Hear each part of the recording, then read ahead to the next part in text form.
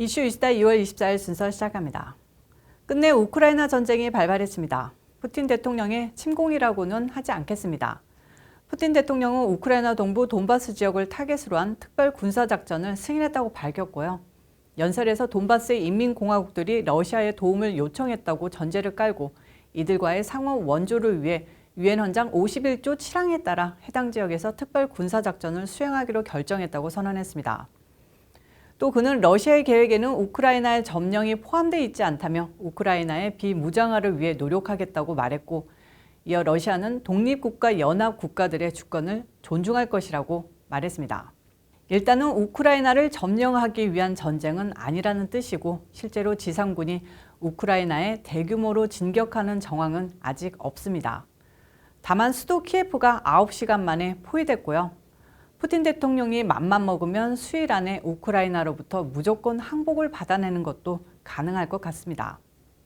구소련에 속했던 우크라이나에 좋게 말하면 친러시아 정권, 나쁘게 말하면 꼭두각시 정권에 세워지는 것은 기정사실로 보이고요. 띠띠과 민주당이 수십 년간 누려왔던, 빨아먹었던 우크라이나에서의 특수지위는 포기해야 할 것 같습니다. 미국은 푸틴을 악마화해서 우크라이나에서 인종 청소니, 대규모 숙청이 일어날 것이라고 선동하는데요. 같은 슬라브족끼리 인종 청소는 말이 안 되고요. 우크라이나에 밭가는 김태희, 이쁜 언니들 목숨 걱정할 필요는 없을 것 같습니다. 일단 우크라이나 첫날 양상을 종합해서 정리해드리면요. 러시아는 24일 오전 우크라이나에 대한 군사작전을 시작했습니다. 9시간 만에 러시아군은 벨라루스와의 국경에서 60마일 떨어진 우크라이나 수도 키예프의 북동부 대도시 하르키우의 외곽까지 진출해 본격적인 시가지 진입을 준비하고 있다고 전했습니다. 우크라이나 군대가 당나라의 군대인지 아예 싸울 의지가 없는 것인지 모르겠는데요. 러시아군은 또 남동부 항구 도시 오데사와 마리우폴에 대한 상륙 작전, 벨라루스군의 합동 육로 진격, 우크라이나 정부에 대한 사이버 공격 등을 동시다발적으로 전개했습니다. 이날 러시아 공격으로 민간인과 군인을 포함해 우크라이나인 최소 50명이 사망했다고 외신들은 전했습니다. 이분들의 명복을 빌며 무책임하고 무기력한 우크라이나 위정자들에게 다시 한번 분노해봅니다. 러시아의 군사작전은 모스크바 시각 오전 6시에 이뤄진 블라디미르 푸틴 대통령의 대국민 연설과 함께 시작됐습니다. 새벽부터 연설하는 일은 극히 드문데요. 푸틴은 특별 군사작전을 단행하기로 결정했다. 이것을 통해 우리는 우크라이나의 비무장화, 비나치화를 목표로 할 것이고 우크라이나 정부군 병사는 즉각 무기를 내려놓고 귀가하라고 경고했습니다. 연설에서 또 그는 누구든 우리를 방해하거나 나아가 우리나라와 우리 국민에게 대한 위협을 조성하는 자들은 러시아가 즉각 대응할 것이며 역사상 한 번도 경험해보지 못한 결과를 치르게 될 것이라고 말했습니다. 미국과 서방 국가들이 첨단 기술 수출 통제와 국제은행 간 통신협회, 스위프트 결제망 퇴출 등의 제재를 가하면 러시아도 보복에 나설 것을 예고한 것인데요. 이날 바이든은 연설을 통해 보란듯이 이런 제재안을 발표했습니다. 러시아가 어떻게 바이든과 미국의 보복의 칼날을 들이밀 것인지 가슴이 두근두근합니다. 푸틴의 연설과 동시에 1시간 시차가 있는 키예프에서는 새벽 5시부터 폭발음이 들리기 시작했습니다. 키예프의 핵심 시설들에는 러시아의 탄도미사일과 순항미사일이 잇따라 떨어졌는데요. 우크라이나 국방부는 러시아 항공기 5대와 헬리콥터를 격추했다고 밝혔지만 러시아 측은 이를 부인했습니다. 이게 오늘까지의 전황이고요. 이제 몇 시간 후에 우크라이나의 아침이 밝으면 군사작전이 또 재개되겠죠. 러시아가 워낙 빨라 오늘 내일 우크라이나가 무조건 항복하는 것 아닌가 싶은데 그렇게 되면 미국이나 나토 꼴은 뭐가 됩니까? 제재 발표했는데 시작하기도 전에 우크라이나가 항복하면 제재 물리게 되는 건가요? 그것이 알고 싶습니다. 나토나 미국은 결코 우크라이나에 병력을 보내겠다는 소리는 안 하고 있습니다. 이걸로 제3차 세계대전급으로 확전되면 아무리 찝찝이라도 잃을 게 워낙 많기 때문이죠. 할 말도 없고 말입니다. 지금까지 러시아가 원한 게 우크라이나의 나토 가입 불가였는데 끝까지 러시아 요구 들어주지 않았는데요. 바짝 약 올려서 군사행동 하게 해놓고 제재한다. 사상 최악의 제재할 거다 하면서 이제 유가 폭등으로 러시아가 입을 경제 피해보다 서방 국가들이 입을 피해가 더 클 것이라는 판단이 서니까 깨갱하게 될 겁니다. 미국의 국민들도 이번에는 우크라이나 편을 들고 있지 않은데요. 단지 30% 정도만이 우크라이나에 우호적이라는 조사 결과가 나왔습니다. 이런 상황에서 바이든이 우크라이나에 미군을 파병한다면 대통령이, 공화당이, 우파 국민들이 가만 있지 않겠죠. 우크라이나 사태는 바이든의 기대와 달리 완전히 구렁텅이가 되고 있는 겁니다. 원래 바이든의 계산은 러시아에 강경하게 대응하는 모습 보여주면서 러시아가 깨갱하면 영웅돼서 지지율 높이거나 러시아가 동부에 군사 진출하면 강력히 대응해서 제재 조치 발표하면 푸틴이 또 깨갱해서 국제적 영웅이 되는 거였는데요.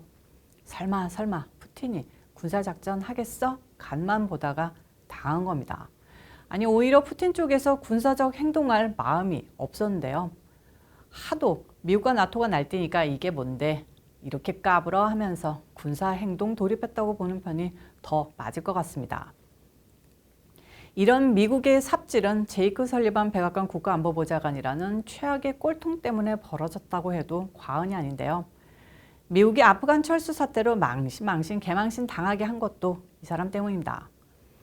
무슨 미국의 3대 천재라고 바이든의 날카로운 팔꿈치라고 언론에서 빨아줬던 설리반이고 그 때문에 그런 아프간 삽질을 하고도 잘리지 않고 있는데요. 이번 우크라이나 사태, 우크라이나 정부 전복으로 막 내리면 마침내 잘리게 될 것 같습니다. 자, 오늘 바이든 연설 한번 되돌아보겠습니다. 일단 팩트체크. 바이든은 이 전쟁, 푸틴이 선택했다라고 했는데요. 아니죠. 푸틴은 전쟁이 아니고 군사작전이라고 했고 이번 군사행동의 책임은 전적으로 외교회담을 망쳐놓은 바이든과 서방 세계의 탓입니다. 솔직히 군사적으로 미국이나 나토가 개입하지 않겠다고 선을 그은 가운데 미국은 옵션이 거의 없습니다. 그냥 으르렁대거나 제재 조치 발표 몇 개가 전부인데요. 좌파들 말을 빌리자면 더 주저할 경우 국제 질서를 근본적으로 교란하는 행위에 대한 저지는 물론이고 응징조차 할 수 없는 무력한 상황에 처할 수 없다는 위기감이 밀려오고 있습니다. 그래서 부랴부랴 마련한 연설에서 그는 러시아의 침공은 묵인될 수 없다며 만약 그렇게 된다면 미국이 당면한 결과가 한층 가혹할 것이라고 밝혔습니다. 바이든은 러시아가 우크라이나 국경지대에 군대를 집결하며 긴장을 고조시키기 시작한 초기 단계부터 2014년 크림반도 합병 당시와 비교할 수 없는 가혹한 제재에 나설 것이라며 블라디미르 푸틴 대통령을 향해 누차 경고를 보냈는데요. 그게 대단한 오판이었죠. 경고하면 물러납니까? 외교의 성의를 보이기는커녕 경고만 날렸던 겁니다. 그래서 러시아 군사행동을 예상하고도 최종 저지에는 실패했다는 비판이 부메랑으로 바이든에게 돌아가고 있는데요. 실제로 우크라이나 정치인이나 국민들은 이 사태 책임이 바이든에게 있다고 욕하는 사람도 많습니다. 오늘 발표한 제재 조치를 보면요. 러시아의 주요 금융기관을 비롯해 항공우주를 비롯한 산업 전반에 직접 피해를 입힐 수 있는 수출 통제 등이 골자입니다. 푸틴 측근을 비롯해 러시아 지도층 인사에 대한 추가 제재도 포함됐는데요. 재무부 발표에 따르면 이번 제재로 러시아에서 가장 큰 스베르방크와 BTB 등 두 은행을 포함한 90여 개 금융기관이 미국 금융 시스템을 통해 거래할 수 없게 됩니다. 재무부에 따르면 러시아 금융기관들은 전 세계적으로 하루 평균 460억 달러 규모의 외환 거래를 수행하고 있으며 이 가운데 80%가 미국 달러로 이뤄집니다. 자, 바로 감이 오시죠? 이번 제재 조치로 웃게 되는 건 중국입니다. 모든 거래 중국 위안으로 하면 별 영향 없고요. 오히려 두 나라가 더욱 밀착하는 계기가 되는 겁니다. 그래서 저희 이슈24에서는 우크라이나 사태의 최대 수혜자는 중국이 될 것이라고 여러 차례 전망했는데요. 실제로 그렇게 되는 분위기입니다. 어쩌면 좋습니까?